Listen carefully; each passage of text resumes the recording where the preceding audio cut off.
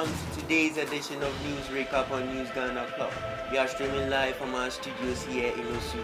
My name is Yao Ajilanita. And I am Cassandra Sika Wilson. Coming up in our bulletin, Awutu Senior West NPP chairman suspended. And Ghana makes significant progress as COVID-19 active cases drop rapidly. Moreover, a Afanko Police District arrested one person for snatching car whilst two others on the run.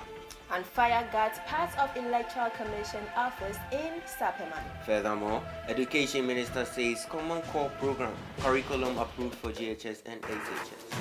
And in the political world, the NDC campaign manager urges Ghanaians to voice out on wrongs. On our international decks, 3 persons killed during Qatar's third-term bid protest in Ivory Coast.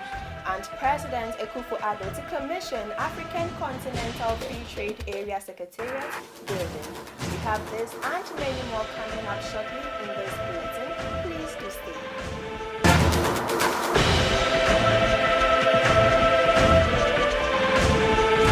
For staying here with us, now the news in details.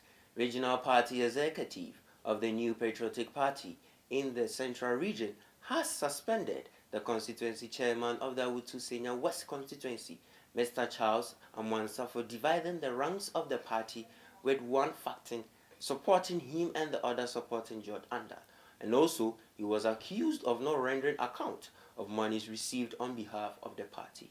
And Ghana continues to make significant progress in its fight against the novel coronavirus pandemic as the country's active cases on Thursday dropped rapidly to 1,906 from 2,007 on Wednesday.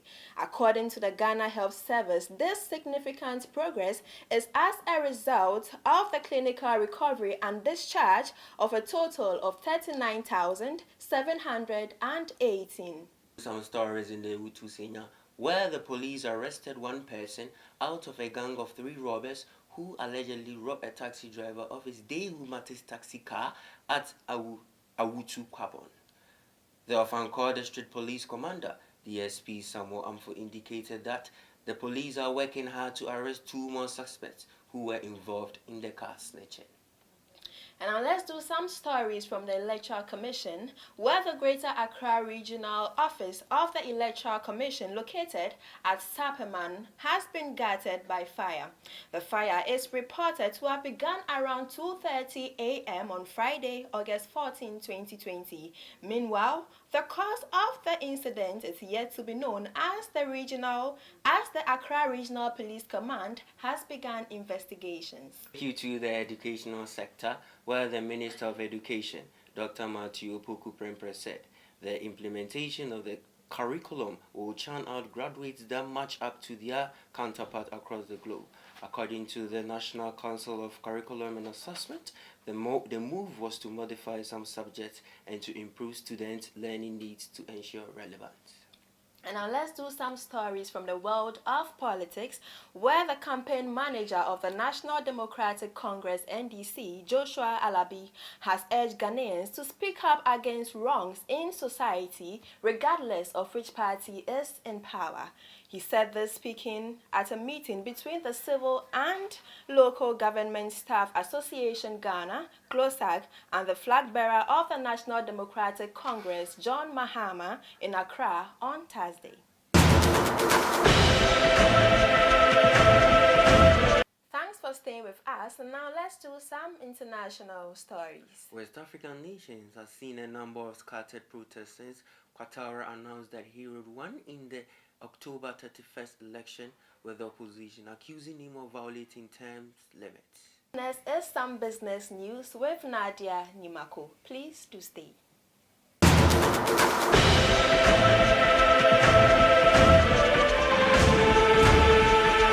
Good evening, you are welcome to the Business Desk with me, Nadia Nimako. Moving on to our first story, President Nana Addo Dankwa Akufo-Addo will on Monday, August 17, 2020, hand over the African Continental Free Trade Area Secretariat building to the African Union Commission, AUC, in Accra.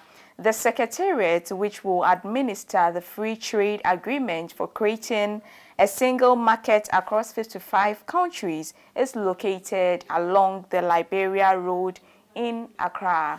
Moving on, Aviation Ministry has revoked a directive by the Ghana Civil Aviation Authority that ordered that cargo goods without manifest and airway bills should be seized. The directive, which was given by the then Director General of Ghana Civil Aviation Authority, Simon Alote, prior to his retirement, stated that all cargo that came into the country without the appropriate manifest and airway bills would be seized, or they would risk not being permitted for clearance at the Kotoka International Airport. The Ministry of Aviation believes that such a directive, at a time when COVID-19 has partially crippled the sector, will only aggravate the plight of the industry players.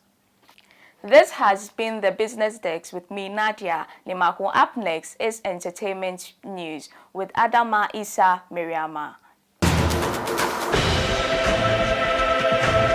For staying, let's do some entertainment news. The veteran singer Wendy Shea has called on political parties to ensure their conflict during the 2020 general elections does not affect the peace and love of the country. She stated that it shouldn't be difficult for the political parties to follow suit ahead of the elections. She added NDC and MPP can come together to spread love and ensure a peaceful election. She ended her speech with the quote, "That is all we need." This is a very lovely message from Wendy Shea, and we are supposed to abide by it. Let's continue with this entertainment news. National Film Authorities Action Group is pushing for an easing or total lifting of the restrictions on cinemas. Speaking in an interview with Andy Dusty on Daybreak Hits, a member of the group Cosby Bipe said easing of restrictions is crucial to the recovery of the film industry.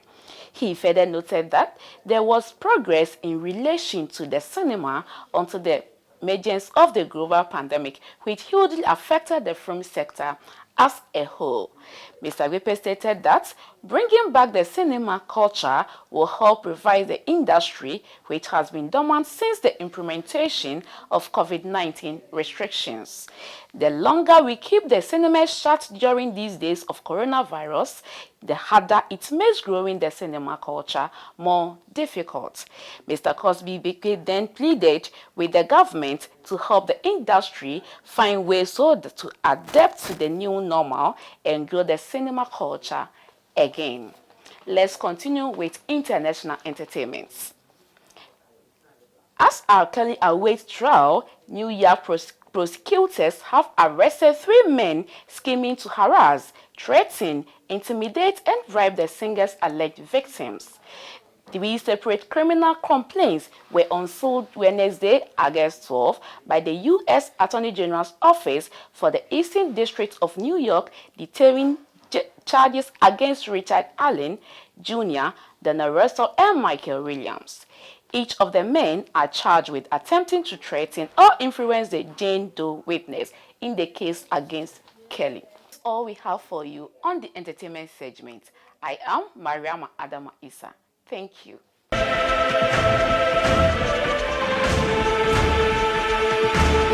Many thanks for joining us on News Recap here on News Ghana Clock.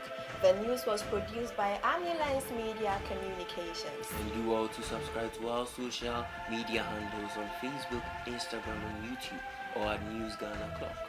My name is Cassandra Sika Wilson. And yeah.